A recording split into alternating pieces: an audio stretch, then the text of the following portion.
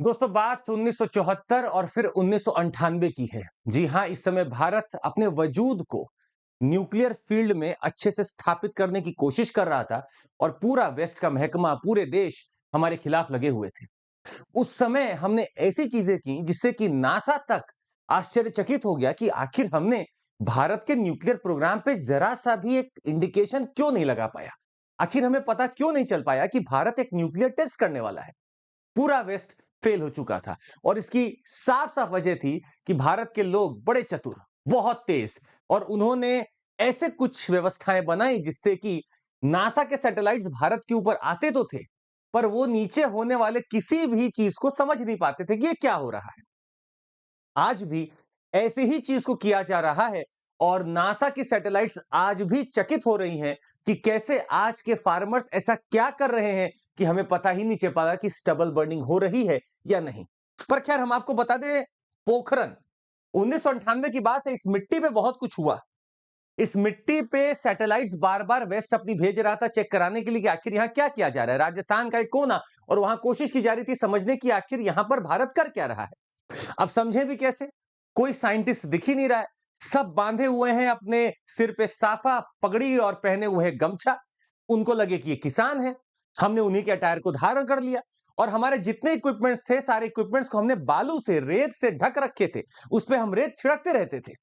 Satellite आती भी थी तो भी कोई फर्क नहीं पड़ता था क्योंकि हमारे रेत हमारे किसी भी ऐसे इक्विपमेंट या उपकरण को नहीं प्रकाशित करते थे। पर एक बड़ी उपलब्धि और भारत ने पोखरण टेस्ट किया और पूरी दुनिया में हमारा डंका बज गया। इससे हमारे ऊपर सैंक्शन भी लगे, पर एक अच्छी चीज थी जो भारत ने उस समय की। पर आज स्टबल बर्निंग को इसी टेक्नोलॉजी से अगर छुपा कर किसान जला रहे हैं, तो सर कहीं ना कहीं हम, आप और किसान स्वयं कहीं ना कहीं उन सांस में जहर घोलने की कवायद कर रहे हैं, जिससे हम सब शायद परेशान हो सकते हैं। जी हां, बात की जा रही है एक समय की। नासा के एक वैज्ञानिक का दावा है कि पराली जलाने के लिए किसान उसी पोखरण प्लान का इस्तेमाल कर रहे हैं जो पोखरण के लिए किया गया था। वो क्या चीज आखिर देखते हैं, हम आपको बताना चाहेंगे। विशेषज्ञों का यह मानना है कि किसानों ने पराली जलाने के समय में बदलाव किया है ताकि जब सैटेलाइट एक समय पर उनके ऊपर से गुजरती है तो उस समय उनको कोई गतिविधि नहीं दिखती और जैसे ही निकल जाती है गतिविधियां चालू हो जाती हैं। मतलब किसानों ने सैटेलाइट की मॉनिटरिंग कर ली है। हमें तो आज तक ये पता था कि सैटेलाइट हमारी मॉनिटरिंग कर रही है। हमारे लोगों ने सैटेलाइट की ही मॉनिटरिंग कर ली और हमें पता चल जाता है कि अच्छा इस समय ये यहां आने वाली है। समय पता चला, उस समय कुछ नहीं होता, एकदम सुनसान लगेगा, लगेगा सब बढ़िया चल रहा है। पर जैसे ही वो सैटेलाइट निकलेगी उसके तुरंत 5 मिनट बाद परालियां जला ली जाएंगी और इससे शायद पता ही नहीं चल पा रहा नासा को कि परालियां जलाई भी जा रही हैं कि नहीं। समझते हैं, इस पूरे धुएं के अंबार को अगर आप देखेंगे इस समय, तो ये पूरे पाकिस्तान से लेकर भारत के पंजाब, हरियाणा, चंडीगढ़, दिल्ली और आसपास के जिलों तक ये फैलता जा चुका है। ये आखिर गुब्बारा बना कहां से? ये एक दो पराली से तो बना नहीं होगा। हजारों परालियां जल रही हो, हजारों एकड़ों में जल रही होगी तभी बना होगा। अगर आप इस इमेज को देखें तो देखने की कोशिश करिए कि कैसे सैटेलाइट भेद करके अंदर से कुछ इंसिडेंट्स निकाल रही है।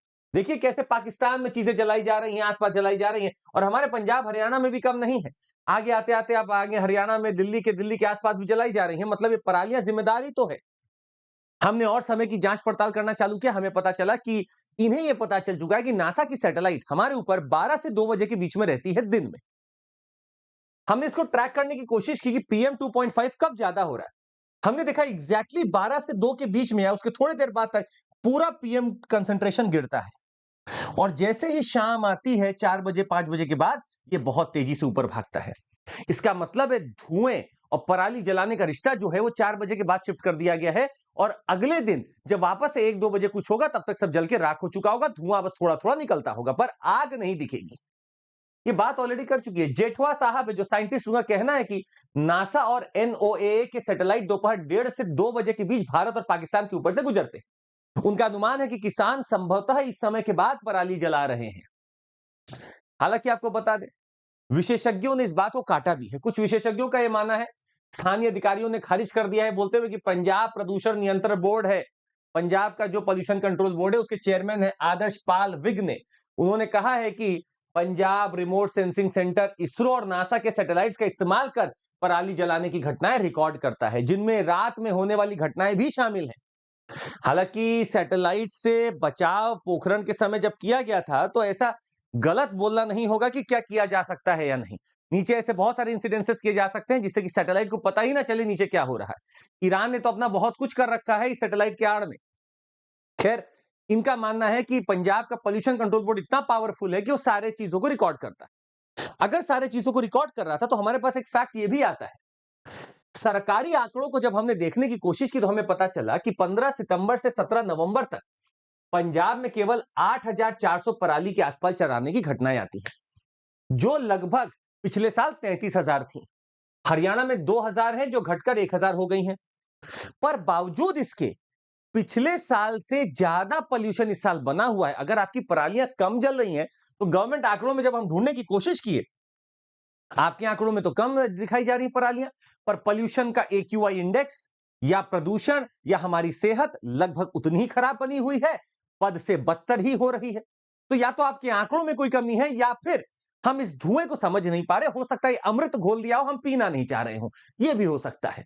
अब गलती किसी ना किसी को तो सेट करनी पड़ेगी।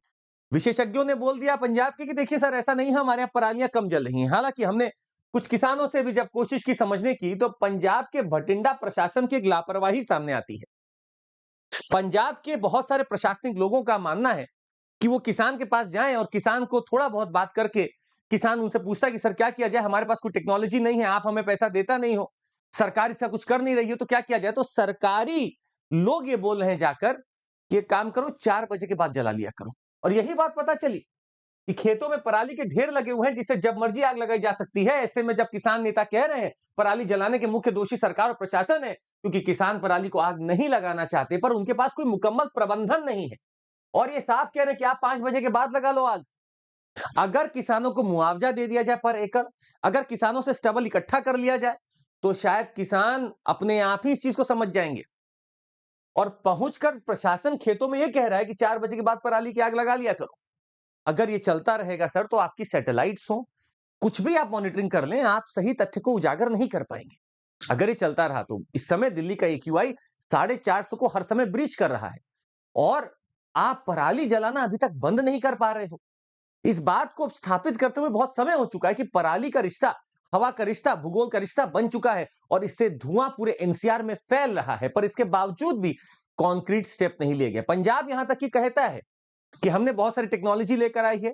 कुछ ऐसे हमारे पास आजकल हार्वेस्टर्स हैं, थ्रेशर्स हैं, जो कि सीधे स्टबल भी ले जाते हैं, निकाल लेते हैं। हम स्टबल को बनाने में लगे हुए ईंधन में, पर दिख तो नहीं रहा है। आपके अगर एक्यूआई इंडेक्स उतना ही बना हुआ है, तो कहीं ना कहीं हमें अब सतर्क होना पड़ेगा। पर सही बात यह है, या बड़ी बात यह है, कि सैटेलाइट से बचने के भी हमारे पास उपाय हैं। यह बड़ी बात है सर। आपको बता दें, ऐसी और चीजें हम आपको बताते रहेंगे। आप जुड़ सकते हैं हमारे साथ इस चैनल पे भी, और अगर आपको चाहिए तो आप हमारे साथ जुड़ सकते हैं पूरे के पूरे प्लेटफॉर्म पे। टेस्ट के माध्यम से आप अपने आप को चेक करिए और एक स्कॉलरशिप जीतिए। उस स्कॉलरशिप का यूज करिए और हमारे साथ आप जुड़ जाइए। 24 नवंबर को हमारा एक टेस्ट होना है। इस नवंबर के टेस्ट में जो बेहतर करेगा, उसको बेहतर इनाम मिलेंगे। आप 90% स्कॉलरशिप जीत सकते हैं। आप नीचे रजिस्टर कर लीजिए। और 24 नवंबर को 11 बजे भी होगा, शाम बजे भी होगा। 3 बैचेस है जिसमें आप अपने आप को एनरोल कर सकते हैं। लिबर्टी इंग्लिश बैच है, आरंभ इंग्लिश बैच है, और हमारा शिखर हिंदी बैच है। आप जुड़ सकते हैं हमारे साथ। ये लाइव हो चुके हैं और आपको फायदा मिलेगा। आज के लिए बस इतना ही। आपसे मिलते रहेंगे। बहुत बहुत शुक्रिया। जय हिंद।